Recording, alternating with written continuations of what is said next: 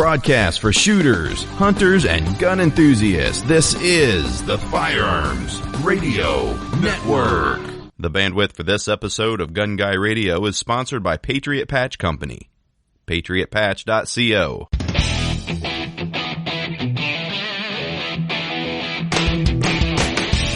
Welcome to episode 254 of Gun Guy Radio. This is the podcast that shines a positive light on the firearms lifestyle. I'm your host, Jake Challen, with co-host Zach Carlson.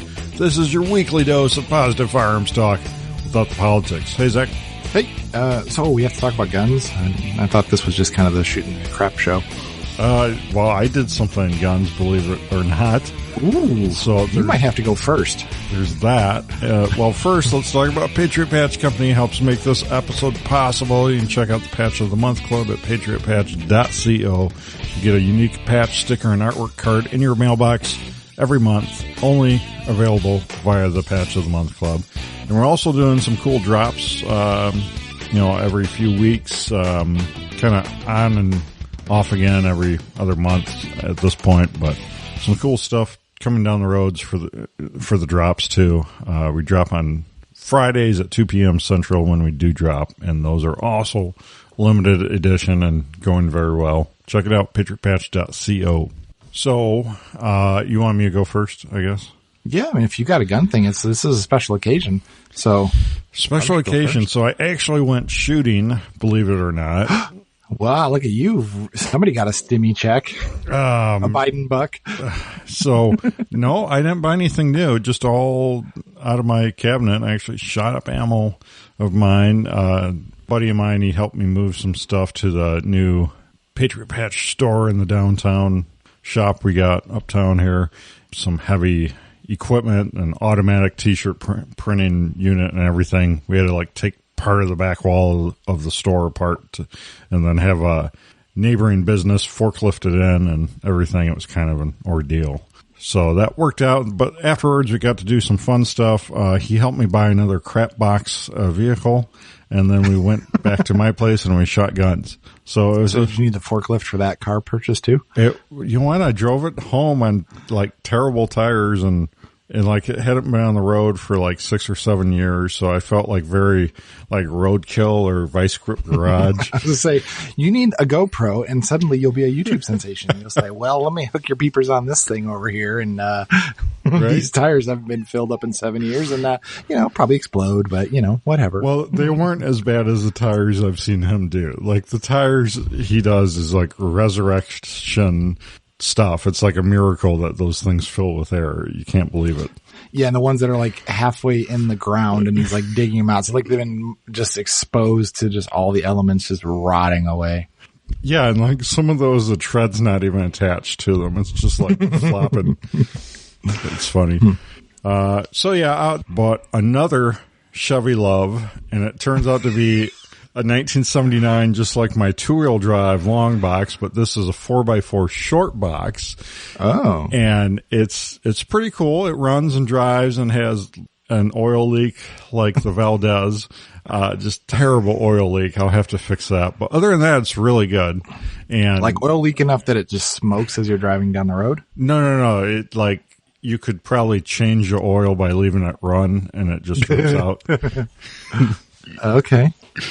So, well, at least it's four-wheel drive, and so it's is it kind of like the Back to the Future Tacomas, that kind of style, little short mini truck style? Yeah, it is. It's pretty cool, and it looks like a pile though, because the guy that had it before the guy I bought it from used it just to get firewood, and he hit every tree in the forest, and so it's dented up on every part of it is dented big time. And then he took spray cans and did the worst camel job you've ever seen on it. So it's pretty mint. I mean, and before he cameled it, it was super rusted out.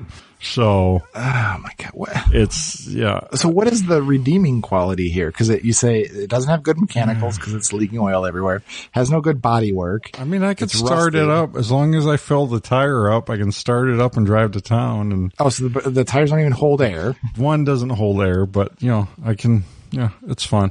I want to make it like a side-by-side for the farm here for the property instead of spending, $5,000 or more on a side-by-side. This is a side-by-side. So that's my idea with it because it was only $500. So. And then when it breaks down, at least you're close to home. Right. Because you're on the property already. That's right. Yikes. Okay. So, I was just watching an episode of Dirt Every Day the other day, and they took a Suzuki Samurai. They sectioned the frame, put the tailgate behind the cab, built a bed for it, and extended the wheelbase by like 20 inches, and it was awesome. Yeah. I mean, it was really cool. And they were like, this is the coolest thing we've ever built. Like it was really neat. I saw that episode, and that is like one of the coolest builds I think you could do. And I could see running like a little niche 4x4 shop, just building cool stuff like that. Like, cause you can't buy anything like that anymore, but you can, buy a vehicle and build it into something that's really neat like that and capable. Well, they lucked out. They bought that thing already kind of built as is, as a Samurai. Yeah. And then they made a Samurai truck out of it, but it was really cool. I thought that was really neat. Yeah. Well, the problem is a lot of that stuff, even the Samurais are getting pricey anymore because everyone wants to do stuff with them. And like back in the, when we were in high school or just after high school, you could buy those for nothing. Yeah, exactly. Well, I mean, you kind of had the American equivalent of that with your Ford Bronco 2s. Yeah. Yeah. I gotta get a Bronco 2 again. Those you never see anymore. They're just all, I think that because they all rolled over. Well, I think the Cash for Clunkers programs and stuff like that really did away with a lot of them because, the dealers that took in the Cash for Clunkers there, they had to destroy them. They couldn't, part them out. They couldn't sell them. They had to destroy and scrap out those vehicles. So we lost a lot of cheaper vehicles like that back in the day. Real quick tangent on the Bronco is I just saw, as I was coming home tonight, a new Bronco, brand new ones. Oh, in person. I haven't seen one in person. It is tiny. Like it's tiny. Like it is small. Well, wait. So they have two versions. One's like based off the Escape, but this is like the actual Bronco. Well, I don't know now. I didn't know there was two versions. The grill said Bronco between the headlights. Wow. They both are called a Bronco. But they were releasing the one that was based off the Ford Escape. They were releasing that first, and then the real Broncos were coming later. But they were calling that like the Bronco Sport or something, the Escape version. Yep, I'm at it right now. That Bronco Sport is probably what I just saw. Yeah, that thing is tiny. Yeah, I saw a side-by-side comparison of the new Bronco versus the original Bronco, the first gen Bronco, the classic one. Well, those were small too, yeah. Those were small too, but like they're basically the same size as that first gen Bronco if you overlay them on each other. So they went like full retro then. Right. Yep. Huh. Okay. Well, interesting. Side note, are we going to do gun stuff too? I guess. I don't know. Cars are so much more fun. I mean, why would anyone want to do gun stuff? I don't know. Well, can't even buy gun stuff right now. So I could see a lot of people, they're getting all the stimulus money and everything. So there's probably going to be a lot of people getting into cars instead of guns here because you can't get gun stuff right now, right? Well, it's funny you mentioned that. We at Lone Wolf have introduced a gun and a gun accessories to channel my inner Hank Hill. But back in, I don't know if we've recorded since then, but I think it was the 22nd of February, we publicly launched the LTD pistols, the version 1, version 2s. And you know what I didn't realize? This is the funniest thing that, why I'm not in marketing, but apparently customers think that the V2 is better than the V1 just because it's a higher incremented number. But really, it's just a different version. Like, it's just the different look, like option 1, option 2, the two different slide patterns are just similar, but we liked both, so we didn't want to kill any one because we liked them both, so we offered them as a V1, V2. But apparently, some of the customers are thinking V2 is better in some way, but it's the exact same gun.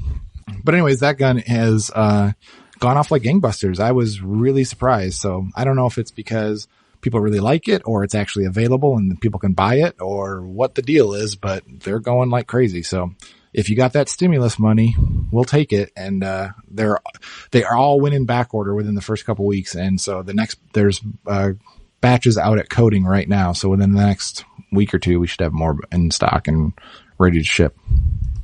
So this has like some elements that people would normally upgrade already built into it? Well, yeah, basically the pricing is if you were going to buy a gun and a Glock and put anything onto it, you're basically at the same price. You should have just bought the complete custom gun. It's our base model. Like it is the, ready to go, most entry level.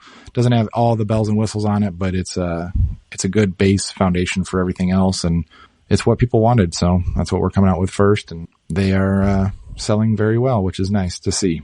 It's the first major gun push that we've done. And, so far so good. But I mean, the crazy thing too is I feel like the Joe Dirt scene all the time. It's like, it's not about what you want. It's what the consumer wants. Like right. I was against the gray frame. I didn't like the gray frame. It didn't look good to me, but we sold out of that first. Like I just don't get it. I'm like, okay, well, I guess I just don't know what gray is still in. Gray is still the new black. So yeah, I could definitely see that. So give me a side by side of the V1, V2. What's the difference? Literally just the, look at the machine work on the sides up by the muzzle. V2 has this little groove running along the side, kind of like a Joker smile. Mm-hmm. And the look looks different. And one of them has the rear shape of the slide is slightly different, but it's just the look of the machine work on the slide. That is all that's different. So mechanically they're the same top to bottom. Yeah. Same base parts, okay. Same everything. Just a different, machining pattern done to the slide before it's done. And other than that, it's the same. Yeah. So I've been happy with that. Cool. And then the other big one that we've done, we announced it months ago, but I don't think people thought that we'd actually do it, is the 80% frame. It is shipping to dealers right now.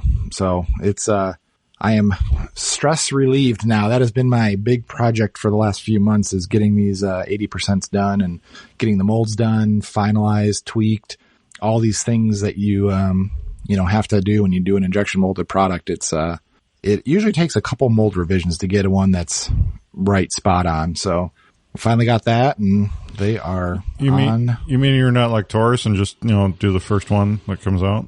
No, that'd be a lot easier, but no, it's, cause, you can do stuff like that, but then it just passes the buck to the customer service team. So, and then they hate you. So it's like, we try to do as much as possible on the front side, but it doesn't always work, but most times it does. So this will be an item that is sold exclusively through dealers. It won't be on the website for retail customers to buy, but it'll be a dealer exclusive, and dealers should start getting their shipments in the next week or so, and hopefully we start seeing a big marketing push from our dealers. So super exciting there. It's all the benefits of a Timberwolf frame in an 80%er, and comparing to other 80s on the market, it actually fits in standard holsters without, specialized holsters. You get all the interchangeable back straps. You get the ambidextrous Gen 4 magazine release if you're a lefty. You get Gen 3 or 4 slide compatibility via the patented dust cover adapter on it. So it is it's got all the cool stuff that we like on the 100% frames built into an 80. So super happy with it. It really worked. It was a fun testing process, and super proud of it, and hopefully we can sell them for a very long time, but we'll see. Well, fitting holsters is a big thing in my mind, because for the longest time I didn't realize a lot of the Polymer 80 stuff didn't fit a standard Glock holster. Well, and I don't know what the thought process there was, because the trigger guard, the trigger guard where the standard Glock is, they accentuated the corner of it so much that it doesn't fit into a standard retention holster. And I don't know if they was just trying to get by Glock's legal team or what they were thinking there, but it just seemed kind of like a whiff move to make everything else compatible with Glock except for the holsters, which almost everybody has. So, right. Yeah, we solved that, and it's been good. So that is my Lone Wolf update. Cool. Good stuff. You guys got a new logo. I don't know if we talked about that. New logo. Oh yeah. We've had that stuff since about October. We did a big rebranding campaign, and new logos, new website skin. And, I just did a massive reorganization on the website.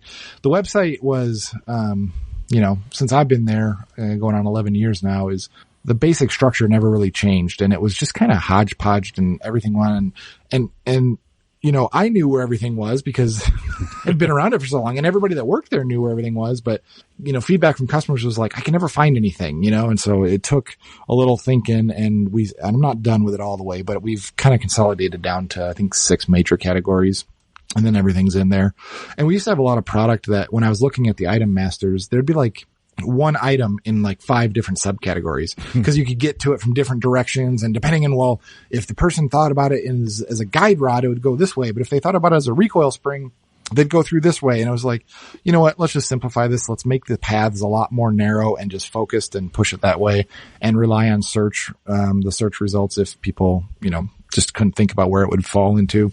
Sure. So working on that, that's a big project. So cool. Doing all that work, and hopefully that helps people find things easier. And I'm taking the axe to a lot of products, like anything that is, it sells okay, but not great, or stuff, or it's like hard to get, or the companies are kind of a pain in the ass to get stuff from.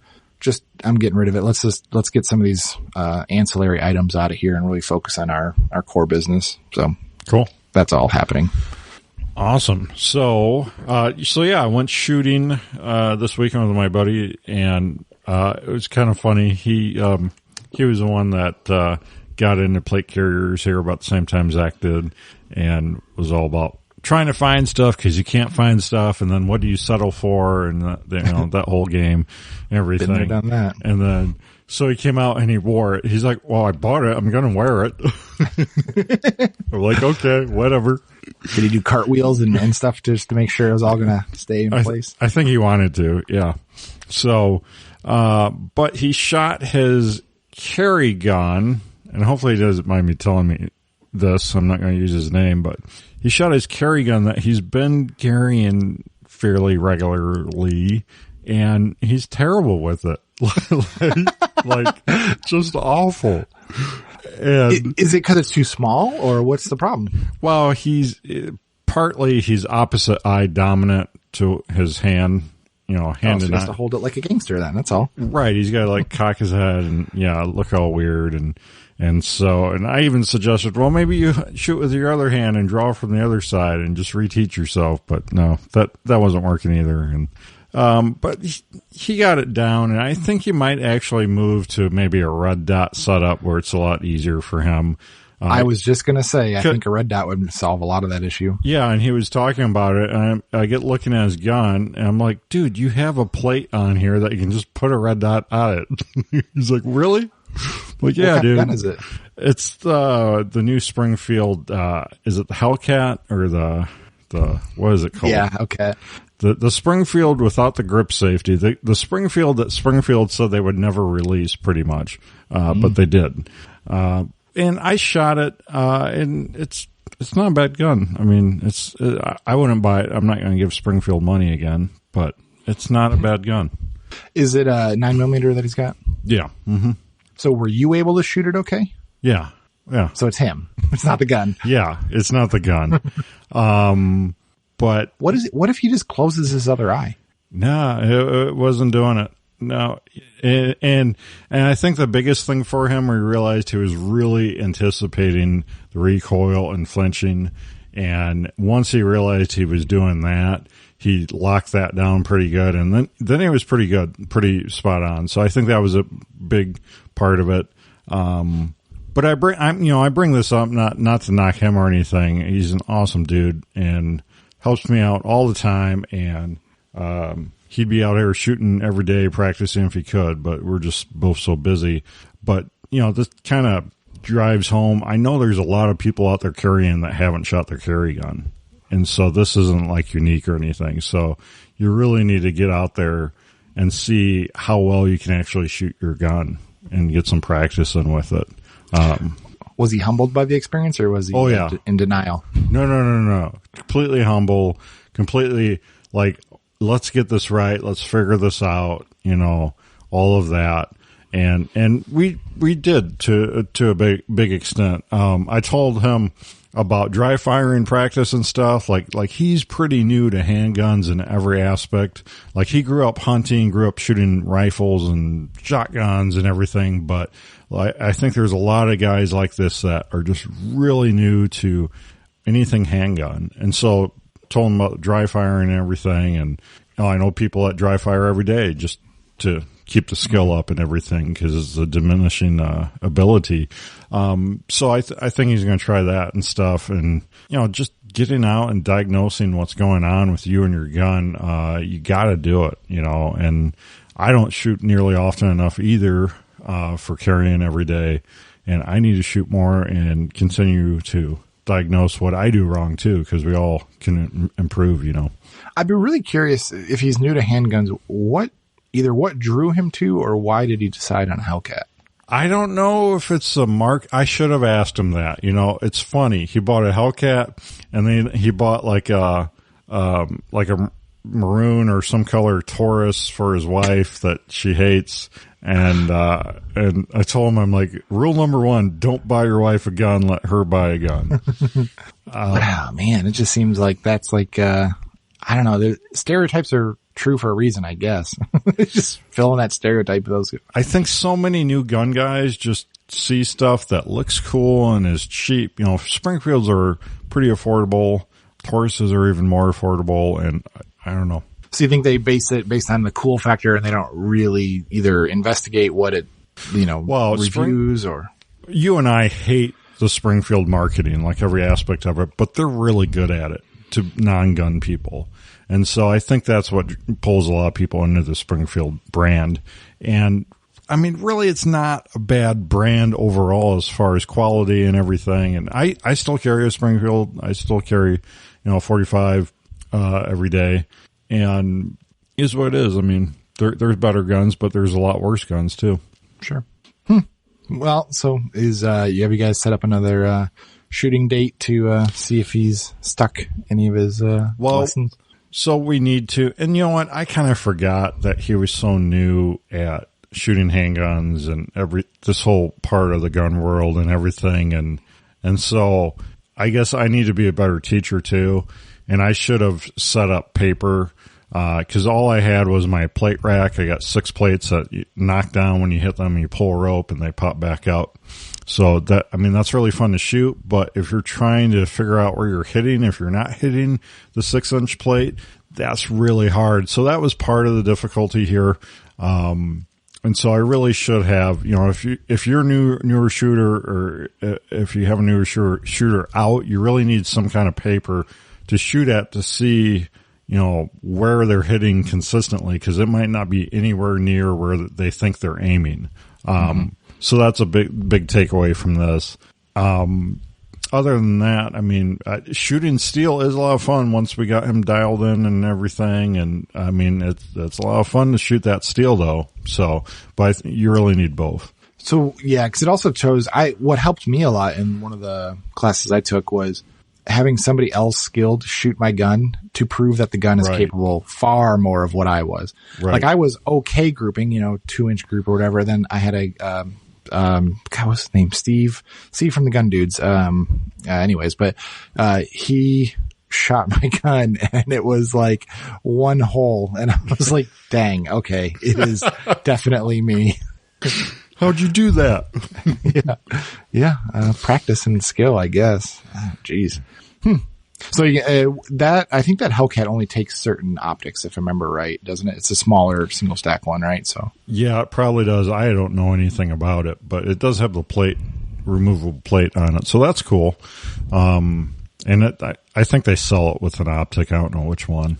Yeah, they came out with like the mini Roland style with the comp and the optic recently. They made a model of it. Yeah. Well, and I had my Glock 17, I think, MOS with, what do I have on that, Zach? Holosun. I got the Holosun on that. And so he shot that and thought it was great, and it was way easier for him to pick up the cross-eyed dominance and everything going on there too. So, but he hated that gun. He hated everything about that gun, but he could shoot it good. So that was interesting too. And well, that is weird. I mean, if he can shoot it well and he wouldn't, yeah, that's interesting. Yeah. Just because of the fitment in the hand or something, probably. Yeah, he didn't say specifically, I don't think. And I'm not the biggest fan of it either. Like I think it's cool because I got the Holosun on it and it's fun to shoot, but like I'm not going to carry that gun ever or anything like that. So, for me, I'm kind of meh on it. Why don't you cut your XDS? No, there's got to be people that put cuts on them, right? For optics. Oh, I'm sure.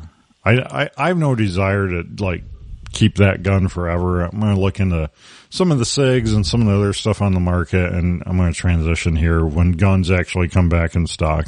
So, well, you can spend $650 on a stock Glock if you want. That's what I keep seeing, like Mr. Guns and Gear posting $620 for Gen 5 Glock, and you're like, wait, that's like way over what it should be, and they're advertising that like that's a good deal, but it is what it is, I guess. Yeah, I did see him, Mr. Guns and Gear, specifically post some 22 ammo deals again, which I thought was kind of interesting. I haven't seen anything about 22 stuff in quite a while. It was like 16 cents a round, which is insane, but yeah, at least it's, even available enough to make a post worthy of it. But I thought that was interesting. Yeah, what's a round I've been seeing still on the shelves? It's like a bare shelf everywhere except for like 454 Bushmaster is the only thing on the shelf. Like multiple places I'm seeing this. I'm like, man, like it might be a terrible round, but you can still buy it. I had one of those 450 Bushmasters, and it was cool for hunting. It was because it's a straight wall cartridge. Oh, is it? But okay. The problem they had with it, it actually made a resurgence recently because certain states had requirements of like straight walled cartridges were okay, but for some reason other ones weren't. And so the 450 Bushmaster came back around for hunting in that, just recently in the last couple of years. And I had a AR-15 in it, and it was like a 20 round mag would hold like 5, I think it was, because they were so big. And they called it a thumper because it was basically like a shotgun. You shot it and it felt like a 20 gauge going off in your hand. But I mean, I only killed one animal with it, but I shot a deer in the face with it, and it bulged, it hit it in the brain, and it basically like jumped up vertically and then flipped over sideways and fell down directly where it stood. It was the most clean kill I'd ever seen, and I attribute a lot of it to just that big, heavy bullet lobbing at it. But the problem that supposedly with them is that they use 45 ACP bullets, so you don't get a lot of bullet selection for it. Something to that effect. I can't remember exactly the details, but that's why a lot of people say if you're going to go into those big frame, small ARs, it was more advantageous to go like to Beowulf or 458 SOCOM or those three are kind of similar in a lot of ways, but they had a lot more bullet selection apparently. But so basically what you're saying is you need to buy a 450 Bushmaster upper. Yeah, but as soon as I do that, there won't be any on the shelf again. So, well, they're super expensive too. They're just insane, price per round. Their regular price per round is pretty crazy. Well, you should just buy the ammo now, just in case later you have to. I know. Well, I still have like 380 or some odd round from the Obama era scares. So what you got to do to train your buddy with malfunctions is give him a 380 round in his 9mm and just see if you can figure it out. Yeah. So how did he look with his plate carrier and his Springfield and oh, great. Yeah, awesome. His pepper spray around the target? Yeah, I mean, no, going good. So did he having a plate carrier make you want to buy a plate carrier? No. I mean, he did rock all over my patches all over it. So, I mean, that was really cool. Well, that just makes it legit, apparently. Yeah, absolutely. Yeah, I mean, I'll probably get a plate carrier and set up eventually, but, some of these tactical classes you take require them too. So, eventually I might have to get something. Did he have a plate carrier with plates in it, or was it just Yep. carrier? Okay. Yeah, plates in and everything. Yep. Did you try it on to see how heavy it was? No, I didn't even think of it. I should have. Yeah. Yeah. It's heavier than you'd think a lot of times. Yeah. It's like, whoa, okay, people carry around this all the time.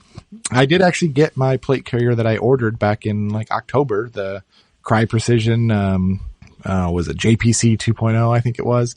That was when I was really hot and heavy on it, and they weren't in stock, but I figured I'd just order it and hold my order. Well, I've totally forgot about it, and I have those 2 other plate carriers here and 2 sets of plates. So now I'm not really sure what I'm gonna do. It's still in the plastic, so hopefully by the time we record again, I will have at least taken it out of the plastic and put a set of plates in it and see what it's like. But that means I'm short a set of plates if I want 3 full sets. So I might actually buy a set of good plates at some point here soon, and then I have a premium set and then a couple of mediocre sets. Well, I mean, you gotta get one for the whole family, so that's yeah. stuff. Yeah. Do they make kid-sized plate carriers? Only in back to school time. Did I send you that meme where it had like a denim plate carrier with like frills or stuff on it? Wrangler plate carrier. Yeah. So I sent that to my buddy that, I shot with. I'm like, hey, this is what you need next. He's like, you buy it, I wear it. That's funny. Yeah, I haven't seen a ton of people really, or maybe it might be one of those things where since I stopped looking, I stopped researching it so much. So I just kind of pulled myself out of that bubble for a little bit, but I still have them. I'm having a lot of housework done and, I have these plate carriers out on my bench out there in the garage. I just kind of wonder, like, what do these people think when they come, like, look at my garage while they're like looking at the electrical panel or something like that. And just, nobody said anything to me yet, but, I always wonder what they say. Cause I remember when I worked at DirecTV, I would always judge people based on what was in their house. What did you like take a can of Krylon and do the Punisher skull on them? No, I should just take a piece of cardboard and cut it out with it and put spray paint around it like I had been putting Punisher logos everywhere and just leave it kind of by the recycling bin and see if anybody says anything. Yeah. Well, speaking of housework, we have a crawl space in our house here and it's got this big hatch in the closet over here and I needed to get down there for whatever reason and I opened it up and I had ammo cans all down there and I was like, oh my God, I jackpot. Like, thank previous me for putting this in the basement. And I looked and they were just empty. I don't know what I had them down there for, but I must have had too many ammo cans, like the big plastic, tote style ones. And for whatever reason, I put them down in the crawl space. I have no recollection of doing it, but I was instantly excited and then quickly disappointed when I opened them up or I felt like how light they were and there was nothing in them. But I did find some gun boxes from guns I had sold years ago and like a suppressor box that I have from my original 22 suppressor. So I don't know why I thought about putting them in the crawl space. It's a terrible storage space. Right. It's not damp, but it's definitely not like super dry. It's got the vents along the perimeter of the thing so it ventilates. But yeah, that was a bad idea. I don't know why I did that, but what a letdown, man. Yeah, it was quite a letdown. Could have been like tens of thousands of dollars in ammo down there. That's true. Yeah. Yeah, no kidding. Are you going to mount a Pinto mount for this side-by-side Chevy Love you got? Maybe. I don't... I was going to do that on the last... when I did the Suburbalanche for the Gambler, where I cut the back off my Suburban. And I was going to do like a technical on the back of that. I even had my dad... my dad does a bunch of metal welding stuff, and he made a really cool-looking barrel and everything for it, and like most of the gun... And then I scratched the idea. I'm like, I don't want to have to deal with the cops over this. I really don't. So I don't know if I could get away with it out here better. I probably could. Well, if you're making it a side-by-side that doesn't leave your property, it should be all right. Oh, wow. Yeah. I mean, I thought I would maybe title it too and be able to drive to town in it. I don't know. I haven't decided. You have a lot of cars for going into town. You know that? I got a few going to town rigs. Huh. Well, you got it to go to the office where your new office is and everything? Yeah, I'm looking forward to, now that the weather's going to get nice, I can, pick which crap box I drive to town, which day, and it'll be fun. You should just get like a magnetic set of license plates and then just move them from car to car as you see fit. It's a good idea. Like a dealer. Yeah. You kind of like it. Pretty soon you're going to need dealer license for all the cars you're buying. That's only if you sell them. You can buy all you want. Okay. Oh, it's kind of like guns. Yeah, exactly. Exactly.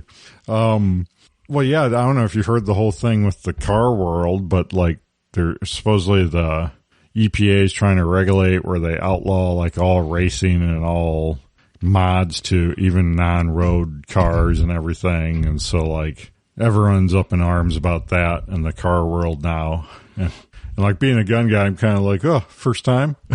Yeah, that's what I was just thinking. It's like, whoa, geez, at least the heat's out off us for 20 seconds. Right. So they're trying to do what to even racing? Well, there's so much money in motorsports. Why would that? How'd they screw that up? They're trying to get it where you can't modify anything that ever had any kind of emissions on it at any time. So you can't, delete the, anything, for racing that, you delete the cat, you delete the, all the emission stuff. They're trying to make it where you can't do any of that. You can't modify your vehicles is what it comes down to. Well, that seems pretty crazy. Yeah. Well, I mean, who needs 500 horsepower, Well, you know what? We need some common sense vehicle reform. Right. That's all there is to it. Think of the children. Think of the children. Just, we just need to limit the high capacity horsepower here. Yeah, but electric has more horsepower too, and that's what they love. And common sense vehicle reform. Interesting. So. Yeah. So, I don't know. So yeah, I'm still working at, building out the Patriot Patch screen printing side of things. Got an electrician coming in, Monday to drop a bunch of outlets and everything I need for all this high capacity equipment and all that. And it was funny. I was working in the back of the store and someone knocks and I open the door and there's two ladies and they're like, "Hi, we're from your town Chamber of Commerce." And, they hand me this plaque thing that says member of the, Chamber of Commerce and everything. They're like, "Can we get a picture? Welcome to town. Can we get a picture?" And so it was really weird. I'm like, wait, I'm automatically a member of the Chamber of Commerce. They're like, "Yeah." So they take a picture with me and then they leave and basically don't, talk to me at all. It was kind of strange. Are you sure this wasn't one of those scams like the Yellow Page ads where they or the business directories are like, "Well, you've been added to the worldwide business thing," and then they charge you for it later? I'll find out. I don't know. They said, it was funny. They said, chamber meetings are the first whatever of every month and it's at the bar across the street. And I'm like, oh, at the bar, I'm sure we get a lot done then. What is the goal and or agenda that you would be doing at a Chamber of Commerce meeting? Yeah. In a town of 850 people, I'm curious. I don't know. Would it be just lamenting about how Walmart stole all your jobs or something? I don't know. I don't want to rag on them really at all because it's a great small town and everything. Really great people. We're not open to the public. We don't have an open sign. We don't have our signs. We just have our logo on the front door. That's it. And I have where you can't see in the front windows, because I got, the film on the windows and everything. And we've had so many people walk in to, say, "Oh, we're glad you're here," or "What are you guys up to?" Or "What is this?" And it's such a small, town, Andy Griffith show type of thing. It's kind of cool, really. Do you have to explain what you do for a living? Well, how you sell things on the internet? That's why I love the screen printing side of it, because I can just say, "Oh yeah, we do screen printing," and people understand that. And I just don't go into any of the rest of it because the eyes glaze over and they're technology. Well, you should explain what a podcast is to them. Right. I definitely don't mention that I do a podcast to anyone because they're like, "What? A radio show? How do I listen?" Well, you have to have an app or an internet, and you listen to it in your car. Yeah, no. Yeah, it's like trying to tell your parents how to listen to a podcast. Well, I guess you are a chamber member now. Are you gonna add to the Rotary Club and the Lions Club and the Kiwanis and? I don't know. There is full whole bore into this. Maybe I don't know how you have time for all that. I don't, and I don't know. I just don't understand. That's a different generation. I'm I guess people did that for networking and everything, and which is all really good. But I'm all online. I just don't my networking's different. Yeah, and that would make sense if you had a local business that required local customers, but you most of your business you'd never see your customer or never know who they are or and that kind of stuff. So networking is very, very important. We were just literally today we figured out that we were going to run out of a certain material to make stuff, and the normal suppliers just couldn't get it, didn't have it. And we just reached out to everybody new and said, hey, who would you go to for this coiled steel? And they said, you try these 6 people. And man, it paid off. There was somebody I never knew, didn't have anything, but I had a referral. I had an email address and a name, and that's all I needed. And we got the material ordered and got it here coming. So networking is definitely helpful, but I don't quite see local networking when you're an online business.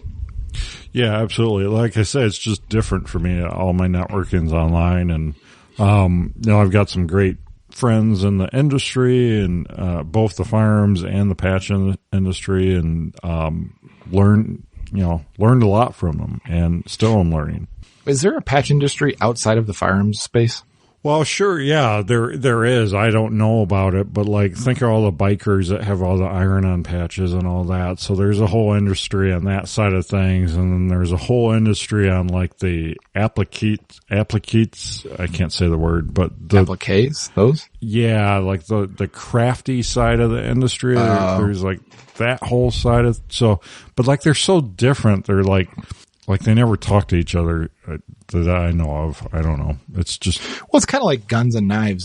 There's very little crossover between guns and knife industry when they're so similarly related, but and it's a lot of the same customers. Yeah. And like so many of the knife people are just so weird. So, oh yeah. I've been to Blade Show. It's a very strange show to go to. So on the biker patches though, they're all like sew on fabric ones, right? Is there any other PVC style patches like that, like what you do for the gun space? See, we could do the PVC patches without Velcro backings, and people could sew them on, but it's just really hard to sew through that PVC for your average consumer. So I have been diving into doing like some iron-on embroidery style.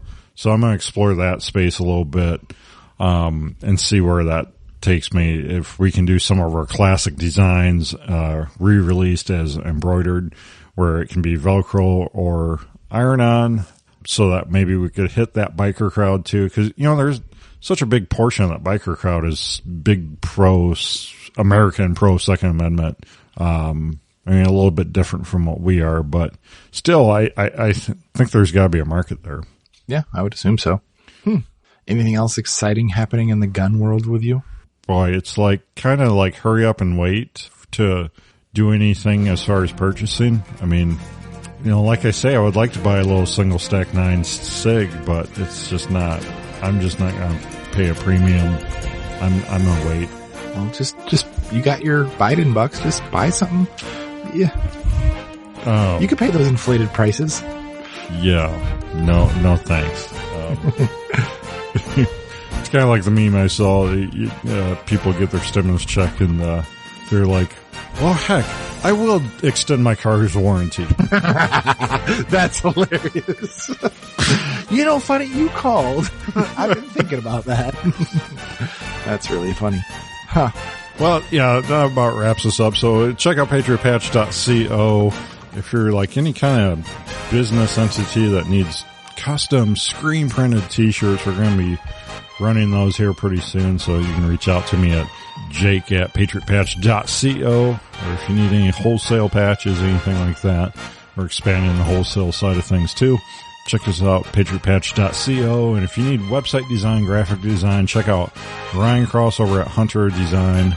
Ryan does awesome work, hunterofdesign.com. And check out Zach's old videos on YouTube. And you need to do, what you need to do? You need to do like gun rescues. Like you find a rusty gun and rescue it from its grave, right? Yeah, the problem is all the rusty guns would either be old guns that I'm just not interested in, or really crappy, cheap, newer guns that I'm also not interested in. I need to like debubbify a gun, like find a gun that somebody put Tapco stuff on all over the place and like bring it back to stock. Yeah. Like those guys, restoration guys, this guy put a set of rims on this car. I'm going to swap them back to stock. I rescued you from a very, very bad man. Be like Wheeler Dealers, but for guns. Right. All right. You can reach us at gunguyradio@gmail.com if Gmail hasn't blacklisted us yet, like Facebook. Don't forget to check out all the other awesome shows here on the Firearms Radio Network. That's a wrap. Thank you, Zach. See ya.